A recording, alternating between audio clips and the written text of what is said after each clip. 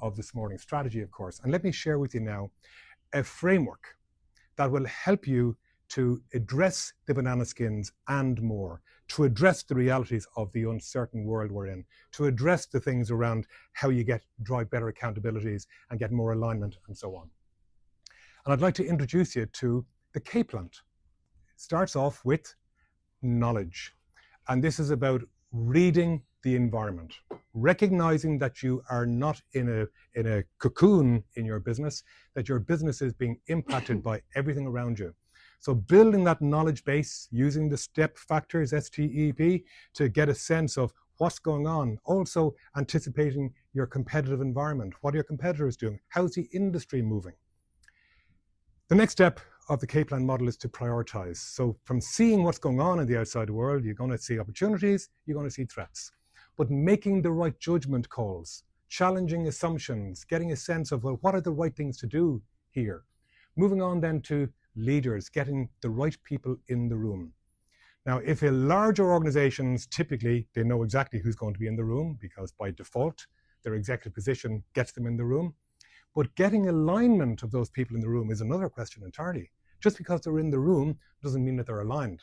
So it's getting commitment. And I've seen this as a facilitator of strategy events. You'll see people, and I know by them that they're staying quiet or they're nodding, they're saying one thing and doing another, and I catch them at the coffee break and get the inside story and so on. And it's quite interesting. That lack of alignment, if it's not addressed, what you'll have is people walking out of the room smiling, saying one thing, but doing something entirely different. That alignment is critical, and it starts inside the boardroom at that strategy formulation stage. Accountabilities.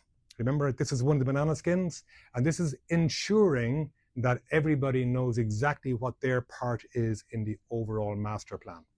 And of course, it doesn't stop there, because you've then got to go out to the department level as well and ensure those accountabilities are being fed out to the front line.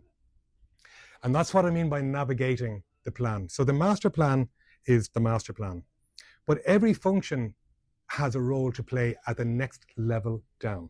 So the master plan is a one-page document, let's say. I'll share one with you in a moment. But each department, IT, finance, HR, operations, marketing, etc., they all now need to take the master plan and make sense of it for their particular vertical and ensure that whatever plans they put in place for their own department for the next year plus is a subset of the master plan. Honestly, you wouldn't believe the amount of times that is missed. And finally, tracking. Tracking, and that's the governance piece where you're always then not just saying, oh, thank God we got our strategy written, but that you're monitoring it, that there's a discipline, there's a protocol in place to monitor the strategy and then take corrective actions when things don't go according to plan. So that's K-Plant Growth Framework. It's a very, very structured approach to building strategy. It looks like this in visual form. So with every strategy, it should always start at the outside, working in. Too many companies just treat budgeting as their strategy. I'll say again, budgets are not plans. The strategy starts on the outside, looking at what's going on in the outside world, making sense of what's going on, identifying assumptions, opportunities, threats, and so on. Competitive environment, that doesn't mean you want to be reactive, but you want to be proactive. The fact that you're thinking about it makes you proactive. Whereas if you don't think about it, you'll end up being whack-a-mole, reactive later on. Customer profiling, they're changing all the time. Our customers' thinking, perceptions, behaviors, buying patterns are changing all the time. And if we don't anticipate those as part of the strategizing, we'll slip on the banana skin. Internally then, that's the part that you're probably already good at. Maybe you're good at all of it, good for you if you are. But the internal bit then is within the context of what's happening out here. This is K-Plant Growth Framework in visual form. Selfridges. So I was very fortunate to support Selfridges as a consultant a number of years ago. Selfridges was acquired by the Canadian-Irish Weston family. So they had a business already in Ireland called Brown Thomas, a luxury department store chain. They bought Selfridges. So when we landed, what did we find? Well, we found a very successful business back in 2004. A very successful business that was making profits of £45 million a year. Remember that number.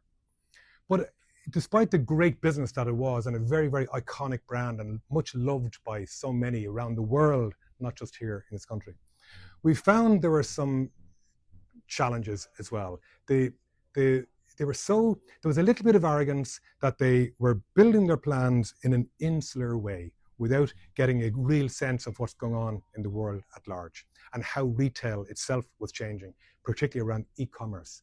Selfridges is one of the latest to come to e-commerce. It wasn't in the early days with the John Lewis and so on.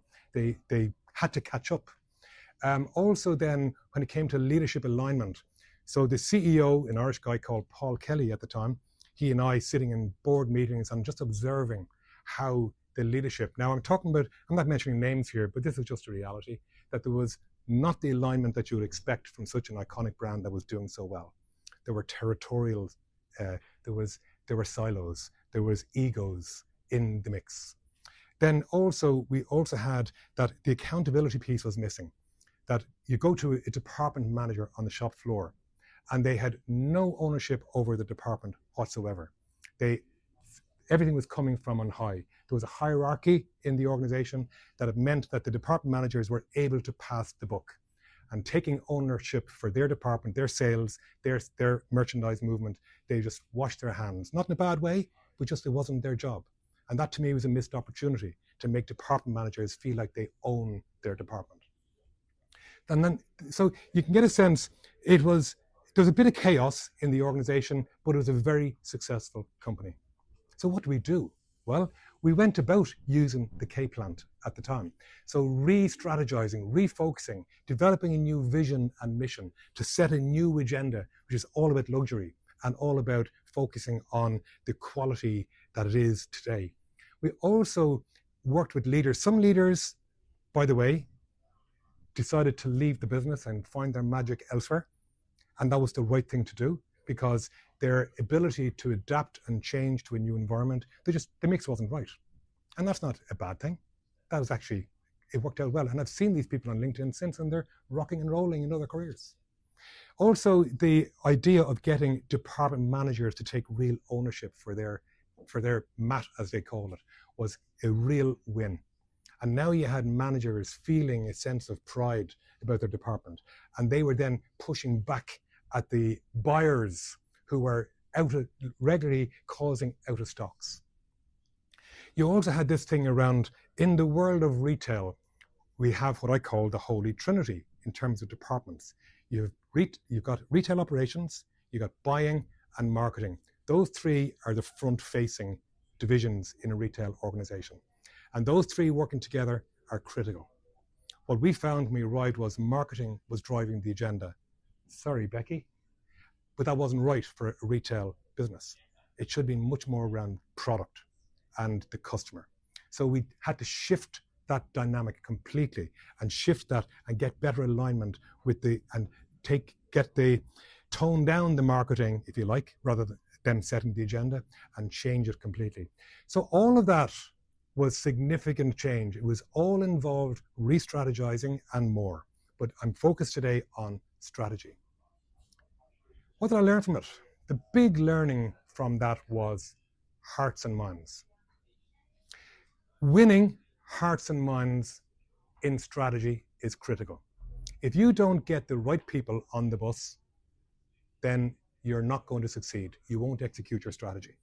Getting the right people thinking at the right level. I mean, we're not talking about a democracy here of 5,000 people building the strategy, don't get me wrong, in Selfridges, but it was more about getting the right people at the right levels.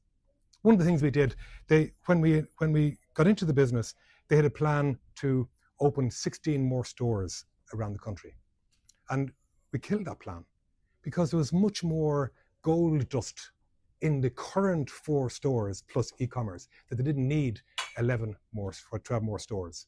And these are the challenges the learnings we got from, and also winning hearts and minds. And this is a real takeaway for you, that if you don't get hearts and minds committed to your plan throughout your business at the appropriate levels, you won't execute as well as you should.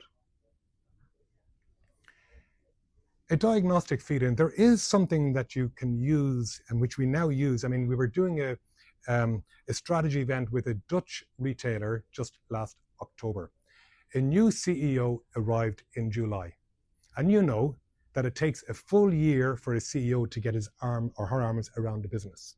Because of all the cycles, the peaks and troughs in the business cycle, it takes a full year to get your arms around it. You can do quick wins, I know you can, but to get a real sense of the business, it takes at least a year.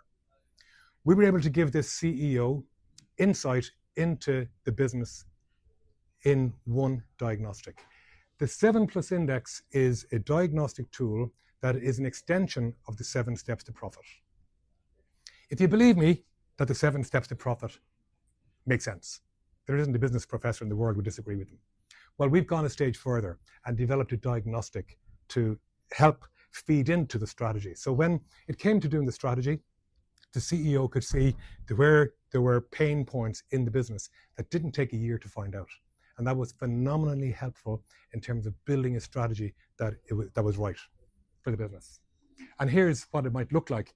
These are not real numbers, but with the 7 steps, the 7+ Index, you can get sight lines on data, and you see this cause and effect, that if you get the 6 steps right, they have an impact on execution. And if you get the execution right, that has an impact on the metrics, like financials and other metrics. It's a cause and effect model that is very powerful. But more so, the data is only one thing. Data, as you know, is just a flat set of numbers. But making sense of those numbers, turning them into insights, was the real gold dust. And that was a significant input into the strategy shaping. Nearly there, 1-page strategic plan. I'm a huge fan of developing a 1-page plan. Now, of course, there's much more than that. But the 1-page plan is what the main output of a strategy event at a senior level. It looks something like that. I mean, literally an A4 page where all the pillars have been identified, and for each pillar, there's a set of key initiatives to deliver on that pillar, and then accountabilities and so on. So with that 1-page plan, you get a clear reminder, refresh if you need it, of the vision. You get your strategic pillars, and having those strategic pillars, I read strategy documents all the time, and I regularly see strategy documents that miss some of these important things, like people, for example, is a huge part of any strategy. And too often, go and read them yourself and see, do they cover the spread of the business in the way that they should? Not always. So with that 1-page plan now, let's be very careful. The devil is in the detail. I'm saying 1-page plan is the main output of a strategic planning event, but it doesn't stop there. You then have to go and flesh it out into Gantt charts and metrics, and that comes afterwards. But the starting point for any executive, particularly the CEO in an organization, that becomes their job description then for the years ahead. And it's very powerful because you can visibility.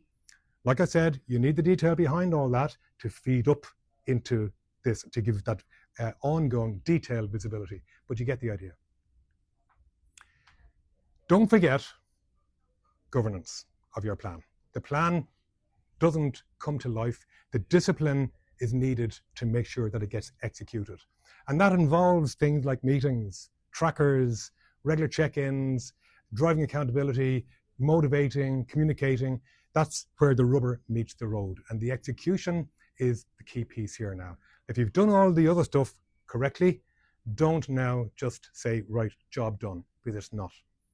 All that K-plan gets you to is the starting blocks. But the execution then, the governance is critical.